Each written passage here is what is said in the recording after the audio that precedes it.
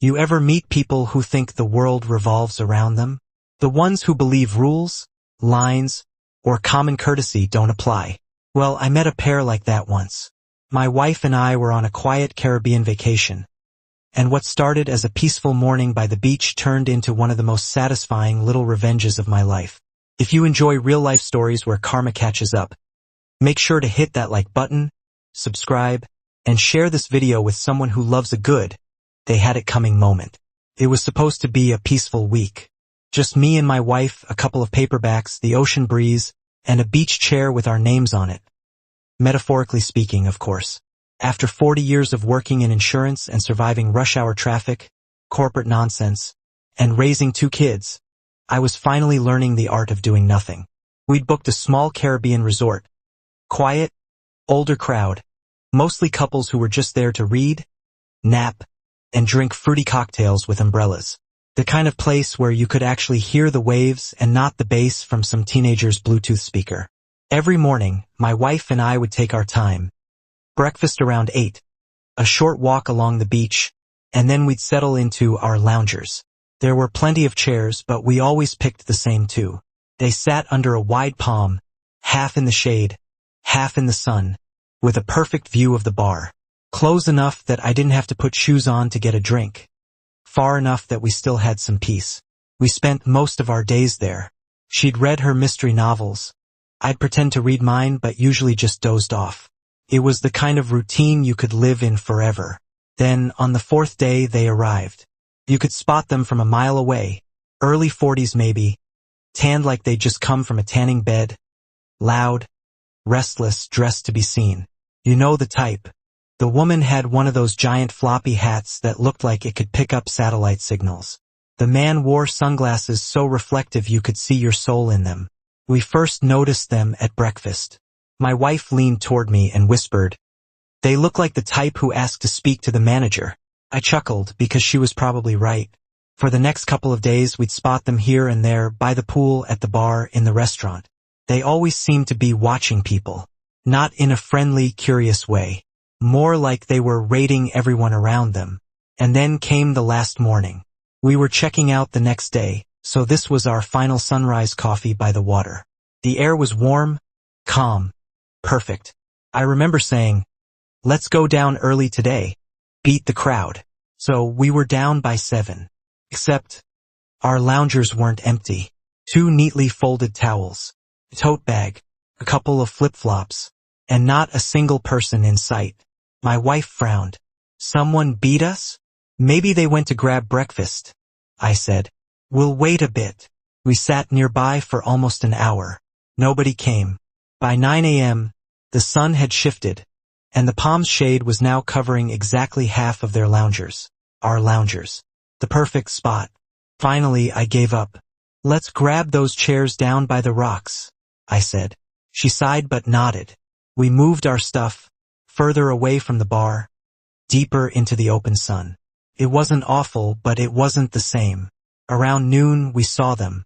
The mystery loungers' owners. And of course, it was them, the loud couple. The man was holding a drink in each hand.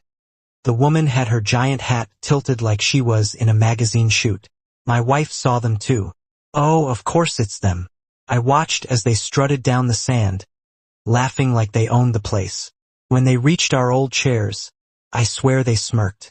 "They did that on purpose," my wife said, shaking her head. "They've been watching us all week. They knew those were ours."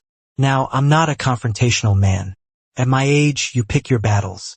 And arguing about beach chairs? That's not a battle. But something about their smugness, their little laughs when they looked our way, it got under my skin. Later that afternoon, while my wife floated lazily in the water, the couple strolled past me. The man gave a little nod. The woman giggled and whispered something I couldn't hear. Both looked straight at me and laughed. That was the moment. I felt it, the old flicker of mischief. The kind I hadn't felt since I was a teenager sneaking out after curfew. I didn't say anything to my wife right then, but I knew what I was going to do. See, the next morning was our checkout day. We had an early flight, but the thought of leaving that resort knowing those 2 smug people thought they'd won, well, that just didn't sit right. So that night, As we packed our bags, I told her, "Let's wake up early tomorrow." She gave me a puzzled look. "For what? We're leaving at 10. "Just trust me," I said with a grin. The next morning, the sky was still pink when we headed to the beach. The air was cool, quiet, almost holy. Not a soul around. The staff were still setting up towels and umbrellas. We walked to our loungers, the ones those two had claimed. I laid out fresh towels, folded neatly like the resort staff always did. My wife placed our leftover sunscreen on the small table between them, next to a pair of half-empty bottles of water. We even left our 2 inflatable floats there, positioned just right. It looked like we were just up for breakfast and would be right back. And then we walked away. We didn't go far, just back to the patio outside the main restaurant, high enough to see the beach. We ordered coffee, settled in, and waited. By 9 o'clock, people had started arriving. But not them. By 10, a few other guests walked by the loungers, saw the towels and stuff and moved along. By 11, the sun was high, and those loungers were prime real estate. Still untouched. Then finally, around noon, there they were. She had the hat again. He had his reflective shades. They were laughing, drinks already in hand. The same confidence as before. We watched them slow down when they saw the loungers, their loungers already taken. I swear I saw her jaw tighten. They looked around, maybe thinking it was someone else's mistake. But those towels, that sunscreen, the floats, all looked too personal to move. They lingered a bit, staring, then walked off. My wife chuckled, sipping her coffee. "You're an evil man," she said softly. I grinned, just giving karma a little nudge. We watched them circle the beach twice more that morning, never finding another shaded spot. Eventually, they ended up sitting by the open rocks, the same place we had the day before. And let me tell you, the irony of it all? Chef's kiss. We left for the airport an hour later. I didn't even look back. But in my mind, I can still see them. Sitting there, sweating, wondering who stole their chairs. Sometimes revenge doesn't need to be loud. Sometimes it's just a pair of perfectly placed towels. You'd think that would be the end of it. But sometimes the sweetest victories don't hit you until later. We got into our cab that afternoon, the driver loading our suitcases while I took one last look at that stretch of beach. It shimmered under the late morning sun, golden and quiet, like it hadn't just been the setting of my tiny war. As the resort shrank in the distance, my wife reached over and squeezed my hand. "You really got them good," she said, smiling. I laughed softly. "You think?" "Oh yeah," she said, leaning her head on my shoulder. "You're still a little rascal, you know that?" I didn't respond right away. I just smiled, watching the palms blur by through the car window. Maybe it was childish. Maybe it was petty. But after decades of paying bills, sitting through meetings, dealing with rude bosses and bad neighbors, that little beach prank had felt pure. A simple reminder that you don't always have to swallow unfairness. You don't have to yell or fight. Sometimes you just quietly flip the script. We reached the airport, went through security, and found our gate. I bought us 2 coffees and a couple of pastries, and we sat near the window, watching planes roll down the runway. "You know," my wife said after a while, "people like that couple, they think the world owes them something. But when you don't feed that ego, when you just let them wonder, that's when it really gets to them." She was right. I could imagine them later that day still trying to figure out who took their loungers. Maybe they'd even complain to the staff. Maybe they'd spend hours side-eyeing every older couple who walked by. Maybe, just maybe, they'd realize how it felt to be disrespected in such a small, annoying way. That thought made my coffee taste even better. 2 weeks later, back home in Florida, life slipped back into its usual rhythm. Morning walks, feeding the birds, catching up with our grandkids over video calls. The resort felt like a dream that had faded into the background. Until one morning, while I was flipping through my email, I saw a message from the resort. It was one of those automated, "How was your stay?" surveys, but halfway down, there was a small paragraph. It read, "We noticed a minor incident regarding lounger reservations during your final day. We hope everything was satisfactory and apologize for any inconvenience." I blinked, then started laughing. My wife walked in from the kitchen. "What's so funny?" I turned the screen toward her. "Oh no," she said, covering her mouth. "They complained." "Looks like it." She laughed so hard she had to sit down. "You're kidding me." I could almost hear the scene in my head. The couple storming up to the front desk, demanding to know who stole their chairs, probably insisting it was their spot all week. The poor staff member probably just nodded politely, taking mental notes to avoid eye contact next time. We didn't reply to the survey. I figured silence was the perfect ending. But that little email, that was the cherry on top. Proof that our revenge had hit home. As funny as it was, something about the whole thing stayed with me. Not because of the chairs, but because of what they represented.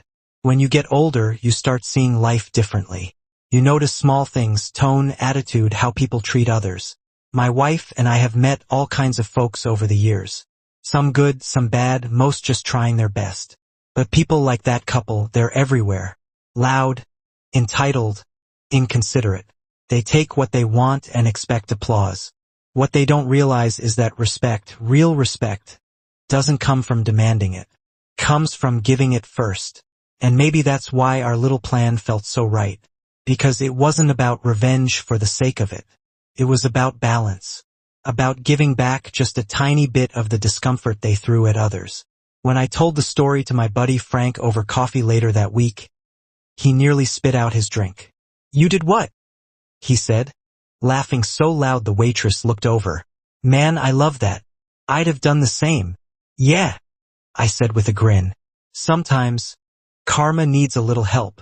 Weeks passed, and life kept rolling along.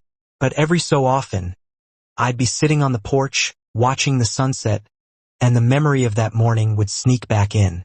The quiet beach, the folded towels, the untouched chairs. It wasn't just about getting even. It was about standing up, even if in a small way, for your own dignity. At 65, you start to appreciate moments like that. You realize you don't have to be angry to get justice. You just need patience. And sometimes a bit of creativity. And maybe a spare bottle of sunscreen. A year later, we went back to that same resort. Not for revenge this time, just for peace. When we checked in, the staff actually remembered us. "Oh, Mr. and Mrs. Carter. Welcome back." We smiled. "Good to be here again." When we walked down to the beach that afternoon, guess what we found? Our old loungers. Still under the same palm, same perfect view. But this time, there was a small sign hanging from one of them. It said, "Reserved, guests returning from last year." I looked at my wife. She looked at me. We both burst out laughing. She whispered, "Guess the universe really does have a sense of humor." I nodded. Or maybe someone in management remembers the towel incident. Either way, it felt perfect. We sat down, ordered our drinks, and watched the waves roll in. No fights, no drama, no loud couples. Just peace. Sometimes revenge doesn't just pay back. It pays forward. If you enjoyed that satisfying little slice of karma, make sure to hit like, subscribe, and tell us in the comments. What's the pettiest revenge you've ever pulled that still makes you smile?